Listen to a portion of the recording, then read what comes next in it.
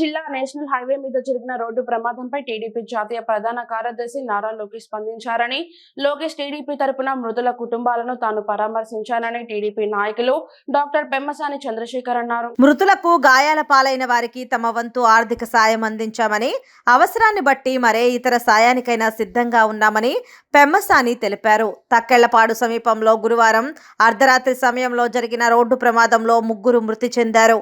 ఇద్దరికి తీవ్ర గాయాలవగా మరొకరు చిన్నపాటి గాయాలతో బయటపడ్డారు. కాగా ప్రమాదం గురించి తెలిసిన వెంటనే స్థానిక జీజీహెచ్కు వెళ్లిన గుంటూరు టీడీపీ ఎంపీ అభ్యర్థి పెమ్మసాని చంద్రశేఖర్, గుంటూరు నగర అధ్యక్షుడు డేగల ప్రభాకర్ బాధితులను పరామర్శించి ప్రమాద వివరాలను అడిగి తెలుసుకున్నారు.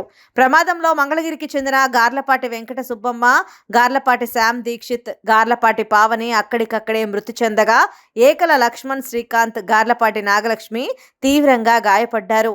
చనిపోయిన ఒక్కొక్కరికి 50,000 చొప్పున, ముగ్గురికి 1,50,000 రూపాయలు, గాయపడ్డ వారిలో ఒక్కొక్కరికి 25,000 చొప్పున 75,000ను డాక్టర్ పెమ్మసాని ఆర్థిక సాయంగా అందించారు. తెలుగుదేశం పార్టీ కార్యకర్తలంటే మాకు కుటుంబ సభ్యులతో సమానం. అలాంటి వారు చనిపోవటం, అదేవిధంగా ఇద్దరు హాస్పిటల్లో ఉండటం అనేది చాలా విషాదకరం. లోకేష్ గారు ఇక్కడ లేరు, ఆయన వేరే ప్రోగ్రాంలో ఉన్నారు. వారి తరఫున, తెలుగుదేశం పార్టీ తరఫున మేము వచ్చి మాకు చేయగలిగినటువంటి ఆర్థిక సహాయం ఈరోజు చేశాం. ఇంకా అవసరమైతే తెలుగుదేశం పార్టీ తరఫున మేము ఆదుకుంటామని తెలుపుకుంటూ సెలవు తీసుకుంటున్నాను.